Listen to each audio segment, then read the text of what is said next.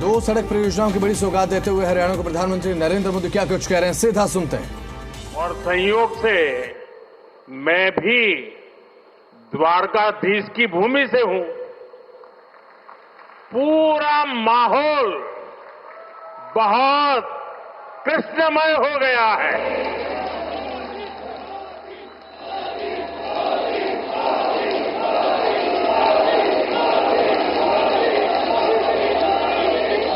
साथियों, अगस्त का ये महीना आजादी के रंग में, क्रांति के रंग में रंगा होता है।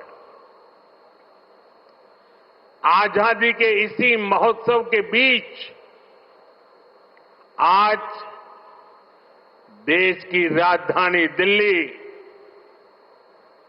देश में हो रही विकास क्रांति की साक्षी बन रही है।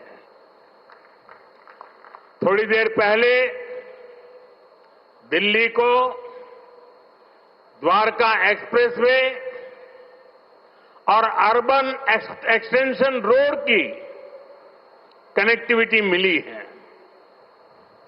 इससे दिल्ली के, गुरुग्राम के, पूरे एनसीआर के लोगों की सुविधा बढ़ेगी। दफ्तर आना जाना, फैक्ट्री आना जाना और आसान होगा। सभी का समय बचेगा।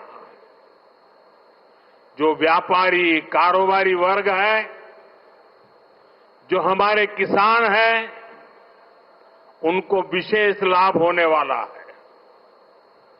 दिल्ली एनसीआर के सभी लोगों को इस आधुनिक सड़कों के लिए, आधुनिक इंफ्रास्ट्रक्चर के लिए बहुत बहुत बधाई देता हूं। साथियों, परसों 15 अगस्त को लाल किले से मैंने देश की अर्थव्यवस्था, देश की आत्मनिर्भरता और देश के आत्मविश्वास पर विश्वास से बात की है। आज का भारत क्या सोच रहा है, उसके सपने क्या है, संकल्प क्या है, ये सब कुछ आज पूरी दुनिया अनुभव कर रही है। और साथियों, दुनिया जब भारत को देखती है, परखती है, तो उसकी पहली नजर हमारी राजधानी पर पड़ती है, हमारी दिल्ली पर पड़ती है। इसलिए दिल्ली को हमें विकास का ऐसा मॉडल बनाना है जहां सभी को महसूस हो कि हां, ये विकसित होते भारत की राजधानी है। साथियों, बीते 11 साल से केंद्र में भारतीय जनता पार्टी की सरकार ने इसके लिए अलग अलग स्तरों पर निरंतर काम किया है। अब जैसे कनेक्टिविटी का विषय ही है, दिल्ली एनसीआर की कनेक्टिविटी में बीते दशक में अभूतपूर्व सुधार हुआ है। यहां आधुनिक और चौड़े एक्सप्रेसवे हैं। दिल्ली एनसीआर मेट्रो नेटवर्क के मामले में दुनिया के सबसे बड़े नेटवर्क इलाकों में से एक है। यहां नमो भारत जैसा आधुनिक रैपिड रेल सिस्टम है। यानी बीते 11 वर्षों में दिल्ली एनसीआर में आना जाना पहले के मुकाबले आसान हुआ है। साथियों, दिल्ली को बेहतरीन शहर बनाने का जो बीड़ा हमने उठाया है, वो निरंतर जारी है। आज भी हम सभी इसके साक्षी बने हैं। द्वारका एक्सप्रेस वे हो या फिर अर्बन एक्सटेंशन रोड, दोनों सड़कें शानदार बनी है। पेरिफेरल एक्सप्रेसवे के बाद अब अर्बन एक्सटेंशन रोड से दिल्ली को बहुत मदद मिलने वाली है। साथियों, अर्बन एक्सटेंशन रोड की एक और विशेषता है, ये दिल्ली को कूड़े के पहाड़ों से भी मुक्त करने में मदद कर रही है। अर्बन एक्सटेंशन रोड को बनाने में लाखों टन कचरा काम में लाया गया है, यानी कूड़े के पहाड़ को कम करके उसे वेस्ट मटेरियल का इस्तेमाल सड़क बनाने में किया गया है और वैज्ञानिक तरीके से किया गया है। यहां पास में ही भलसवा लैंडफिल स्पा साइट है। यहां आसपास जो परिवार रहते हैं उनके लिए कितनी समस्या है ये हम सभी जानते हैं। हमारी सरकार ऐसी हर परेशानी से दिल्ली वालों को मुक्ति दिलाने में जुटी हुई है। साथियों, मुझे खुशी है कि रेखा गुप्ता जी के नेतृत्व में दिल्ली की भाजपा सरकार यमुना जी की सफाई में भी लगातार जुटी हुई है। मुझे बताया गया कि यमुना से इतने कम समय में 16 लाख मैट्रिक टन सिल्ट हटाई जा चुकी है। इतना ही नहीं, बहुत कम समय में ही दिल्ली में 650 देवी इलेक्ट्रिक बसें शुरू की गई है। और इतना ही नहीं, भविष्य में भी इलेक्ट्रिक बसें एक बहुत बड़ी मात्रा में करीब करीब 2000 का आंकड़ा पार कर जाएगी। ये ग्रीन दिल्ली, क्लीन दिल्ली के मंत्र को और मजबूत करता है। साथियों, राजधानी दिल्ली में कई वर्षों के बाद भाजपा सरकार बनी है। लंबे अरसे तक हम दूर दूर तक भी सत्ता में नहीं थे और हम देखते हैं कि पिछली सरकारों ने दिल्ली को जिस प्रकार से बर्बाद किया, दिल्ली को ऐसे गड्ढे में गिरा दिया था। मैं जानता हूं भाजपा की नई सरकार को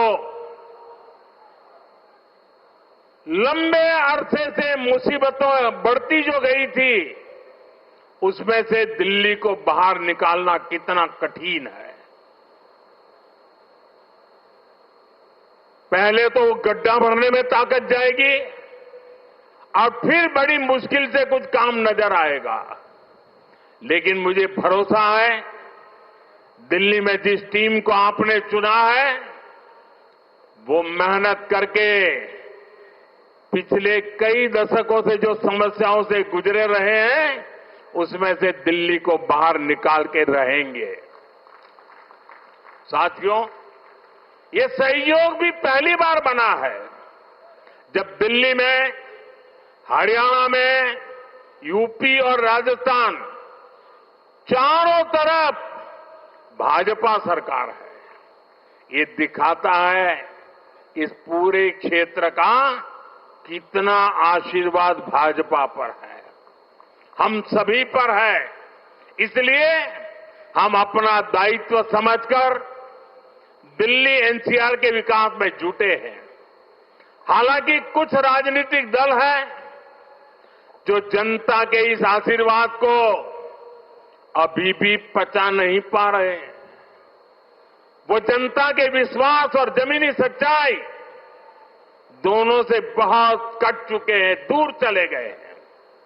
आपको याद होगा कुछ महीने पहले किस तरह दिल्ली और हरियाणा के लोगों को एक दूसरे के खिलाफ खड़ा करने की, दुश्मनी बनाने की साजिश रची गई। ये तक कह दिया गया कि हरियाणा के लोग दिल्ली के पानी में जहर मिला रहे हैं। इस तरह की नकारात्मक राजनीति से दिल्ली और पूरे एनसीआर को मुक्ति मिली है। अब हम एनसीआर के कायाकल्प का संकल्प लेकर चल रहे हैं और मुझे विश्वास है ये हम करके दिखाएंगे। साथियों, गुड गवर्नेंस भाजपा सरकारों की पहचान है। भाजपा सरकारों के लिए जनता जनार्दन ही सर्वोपरि है। आप ही हमारा हाईकमांड है। हमारी लगातार कोशिश रहती है कि जनता का जीवन आसान बनाए।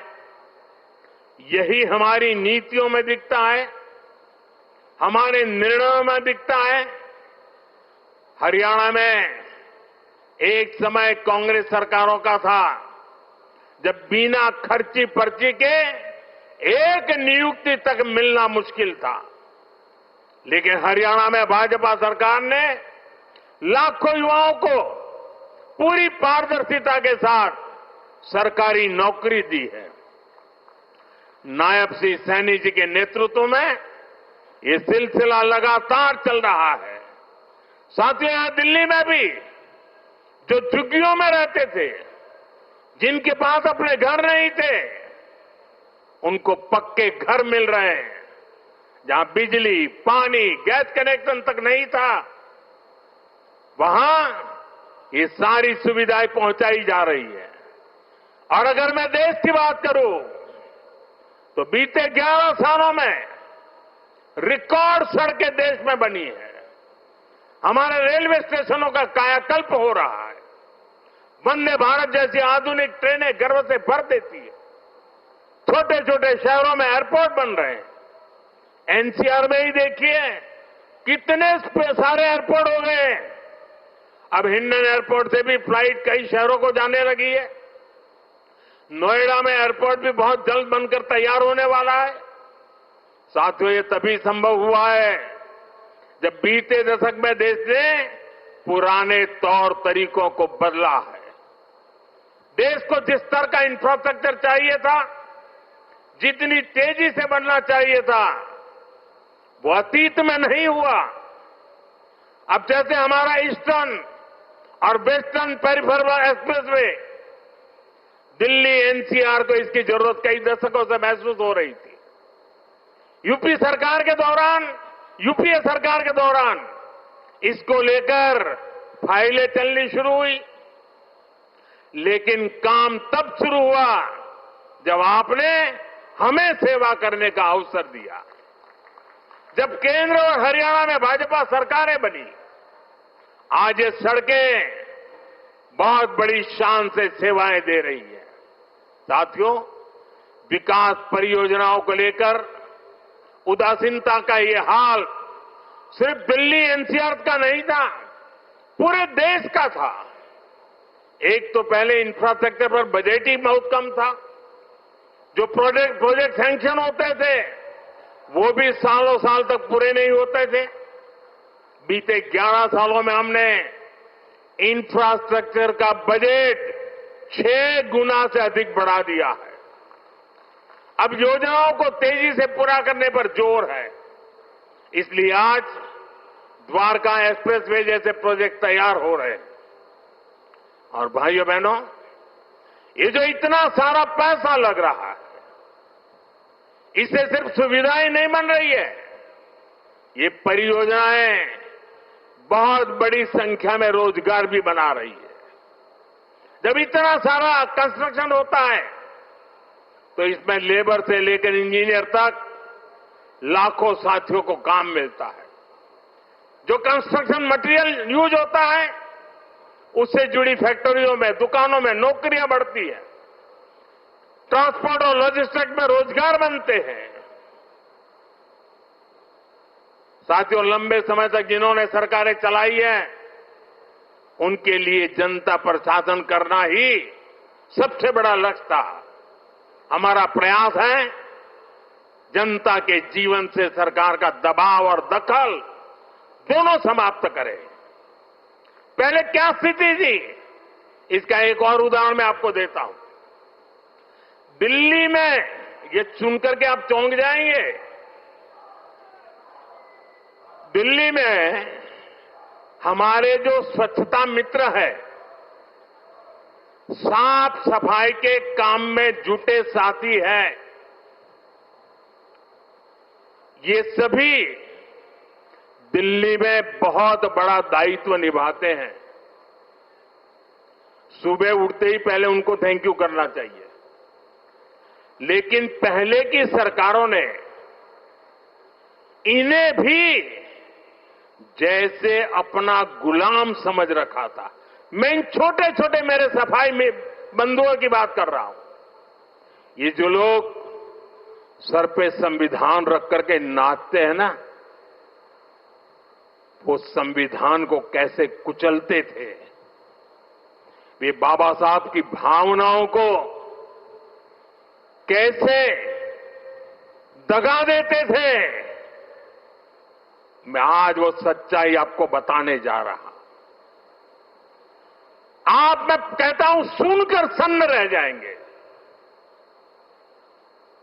मेरे सफाई कर्मी भाई बहन जो दिल्ली में काम करते हैं, उनके लिए एक खतरनाक कानून था इस देश में। दिल्ली में दिल्ली म्युनिसिपल कॉरपोरेशन एक्ट में एक बात लिखी थी, यदि कोई सफाई मित्र बिना बताए काम पर नहीं आता तो उसे 1 महीने के लिए जेल में डाला जा सकता था। आप बताइए, खुद सोचिए, सफाई कर्मियों को लोग क्या समझते थे? क्या आप उन्हें जेल में डाल देंगे, वो भी एक छोटी सी गलती के कारण? आज जो सामाजिक न्याय की बड़ी बड़ी बातें करते हैं, उन्होंने ऐसे कई नियम कानून देश में बनाए रखे हुए थे। ये मोदी है जो इस तरह के गलत कानून को खोज करके खत्म कर रहा है।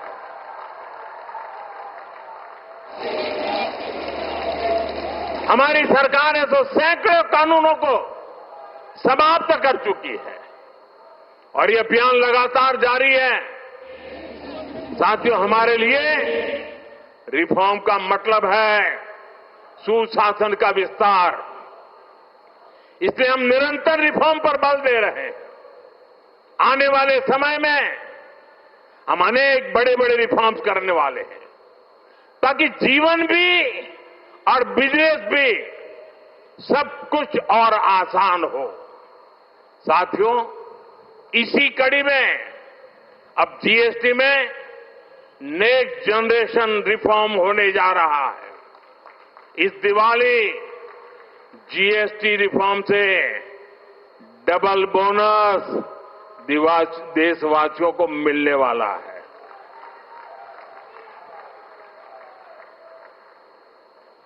हमने इसका पूरा प्रारूप राज्यों को भेज दिया है।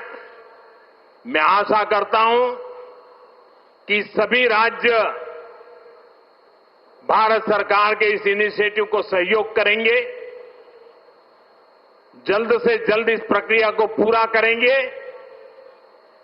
ताकि ये दिवाली और ज्यादा शानदार बन सके। हमारा प्रयास जीएसटी को और आसान बनाने और टैक्स दरों को रिवाइज करने का है। इसका फायदा हर परिवार को होगा, गरीब और मिडिल क्लास को होगा, छोटे बड़े हर उद्यमी को होगा, हर व्यापारी कारोबारी को होगा। साथियों, भारत की बहुत बड़ी शक्ति हमारी प्राचीन संस्कृति है, हमारी प्राचीन धरोहर है। इस सांस्कृतिक धरोहर का एक जीवन दर्शन है, जीवंत दर्शन भी है। और इसी जीवन दर्शन में हमें चक्रधारी मोहन और चरखाधारी मोहन दोनों का परिचय होता है। हम समय समय पर चक्रधारी मोहन से लेकर चरखाधारी मोहन तक दोनों की अनुभूति करते हैं। चक्रधारी मोहन यानी सुदर्शन चक्रधारी भगवान श्री कृष्ण, जिन्होंने सुदर्शन चक्र के सामर्थ्य की अनुभूति कराई, और चरखाधारी मोहन यानी महात्मा गांधी, जिन्होंने चरखा चलाकर देश को स्वदेशी के सामर्थ्य की अनुभूति कराई। साथियों, भारत को सशक्त बनाने के लिए हमें चक्रधारी मोहन से प्रेरणा लेकर आगे बढ़ना है, और भारत को आत्मनिर्भर बनाने के लिए हमें चरखाधारी मोहन के रास्ते पर चलना है। हमें वोकल फॉर लोकल को अपना जीवन मंत्र बनाना है। साथियों, ये काम हमारे लिए मुश्किल नहीं है। जब भी हमने संकल्प लिया है, तब हमने करके दिखाया है। मैं छोटा सा उदाहरण देता हूं, खादी का। खादी विलुप्त होने के कगार पर पहुंच चुकी थी, कोई पूछने वाला नहीं था। आपने जब मुझे सेवा का मौका दिया, मैंने देश को आह्वान किया, देश ने संकल्प लिया, और इसका नतीजा भी दिखा। 1 दशक में खादी की बिक्री करीब 7 गुना बढ़ गई है। देश के लोगों ने वोकल फॉर लोकल के मंत्र के साथ खादी को अपनाया है। इसी तरह देश ने मेड इन इंडिया फोन पर भी भरोसा जताया। 11 साल पहले हम अपनी जरूरत के ज्यादातर फोन इंपोर्ट करते थे। आज ज्यादातर भारतीय मेड इन इंडिया फोन ही इस्तेमाल करते हैं। आज हम हर साल 30-35 करोड़ मोबाइल फोन बना रहे हैं। 30-35 करोड़ मोबाइल फोन बना रहे हैं और एक्सपोर्ट भी कर रहे हैं। साथियों, हमारा मेड इन इंडिया, हमारा यूपीआई आज दुनिया का सबसे बड़ा real time digital payment platform बन चुका है। दुनिया का सबसे बड़ा। भारत में बने रेल कोच हो या फिर लोकोमोटिव, इनकी डिमांड अब दुनिया के दूसरे देशों में भी बढ़ रही है। साथियों, जब ये रोड इंफ्रास्ट्रक्चर की बात आती है, भारत ने गति शक्ति प्लेटफॉर्म बनाया है।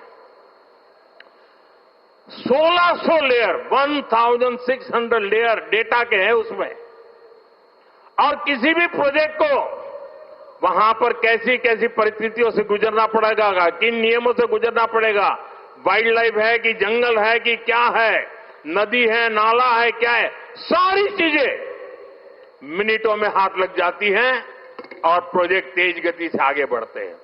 आज गति शक्ति की एक अलग यूनिवर्सिटी बनाई गई है, और देश की प्रगति के लिए गति शक्ति एक बहुत बड़ा सामर्थ्यवान मार्ग बन चुका है।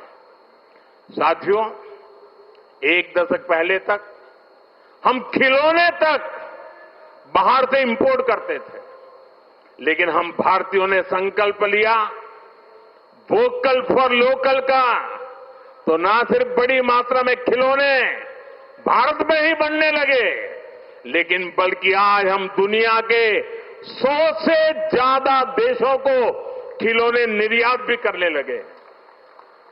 साथियों, इसलिए मैं फिर आप सभी से, सभी देशवासियों से आग्रह करूंगा, भारत में बने सामान पर हम भरोसा करें। भारतीय हैं तो भारत में बना ही खरीदें।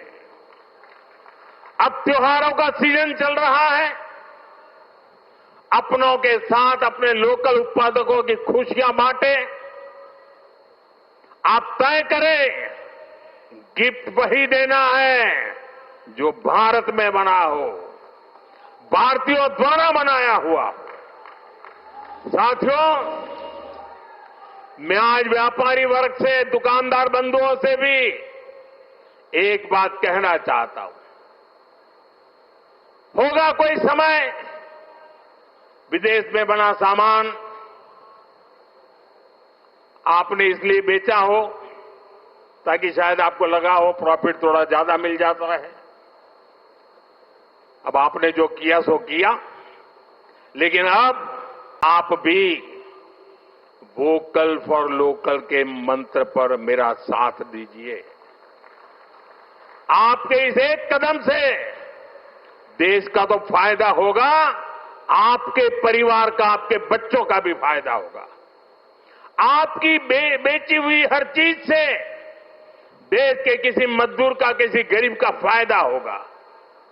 आपकी बेची गई हर चीज का पैसा भारत में ही रहेगा, किसी न किसी भारतीय को ही मिलेगा। यानी ये भारतीयों की खरीद शक्ति को ही बढ़ाएगा, अर्थव्यवस्था को मजबूती देगा। और इसलिए मेरा आग्रह है, आप मेड इन इंडिया सामान को पूरे गर्व के साथ बेचें। साथियों, दिल्ली आज एक ऐसी राजधानी बन रही है जो भारत के अतीत का भविष्य के साथ साक्षात्कार भी कराती है। कुछ दिन पहले ही देश को नया सेंट्रल सेक्रेटरिएट, कर्तव्य भवन मिला है, नई संसद बन चुकी है, कर्तव्य पथ नए रूप में हमारे सामने है। भारत मंडपम और यशोभूमि जैसे आधुनिक कॉन्फ्रेंस सेंटर था दिल्ली की शान बढ़ा रहे हैं। ये दिल्ली को बिजनेस के लिए, व्यापार कारोबार के लिए बेहतरीन स्थान बना रहे हैं।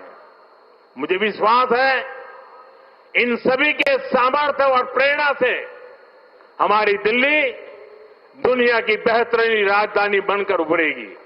इसी कामना के साथ एक बार फिर इन सभी विकास कार्यों के लिए आप सबको, दिल्ली को, हरियाणा को, राजस्थान को, उत्तर प्रदेश को, पूरे इस क्षेत्र का विकास होने जा रहा है।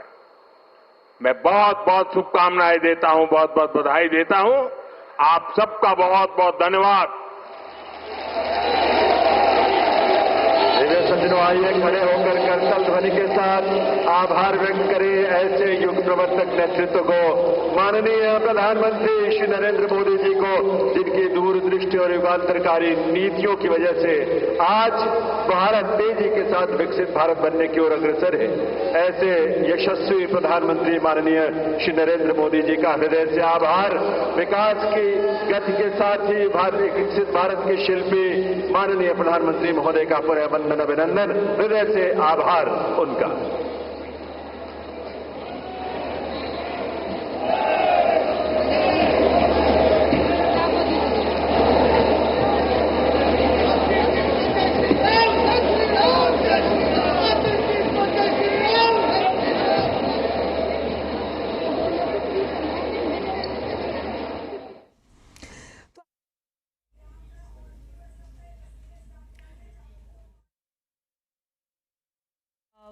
हमने आपको लगातार दिखाई है, दिल्ली के रोहिणी से तस्वीरें सामने आई है। पीएम मोदी के मेगा रोड शो से लेकर अब द्वारका एक्सप्रेसवे, दिल्ली सेक्शन और UER-2 के उद्घाटन की ये तस्वीरें प्रधानमंत्री नरेंद्र मोदी की तरफ से भी संबोधित किया गया है। और मुख्यमंत्री रेखा गुप्ता, मुख्यमंत्री नायब सिंह सैनी ने भी अपना संबोधन दिया है।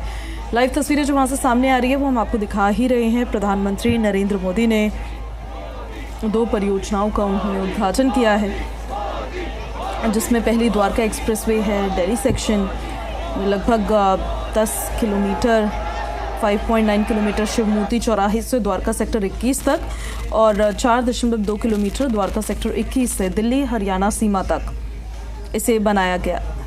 लागत जो है लगभग 5,360 करोड़ द्वारका एक्सप्रेसवे दिल्ली सेक्शन को बनाने में आई है। इसमें 8 लेन चौड़ी और 3.6 किलोमीटर लंबी टनल शामिल है, जो यशोभूमि, DMRC की ब्लू और orange line, Bijwasan railway station और द्वारका बस डिपो से जुड़ी हुई है।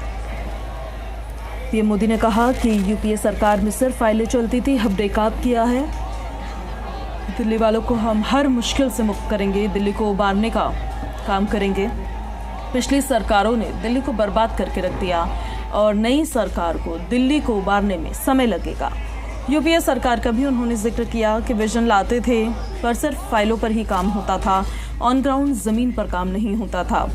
पिछली जो सरकारें दिल्ली में रही उन पर भी जमकर बरसते हुए प्रधानमंत्री नरेंद्र मोदी नजर आए हैं। तो वहीं दूसरी तरफ अर्बन एक्सटेंशन रोड 2 की भी विशेषताएं उन्होंने बताई।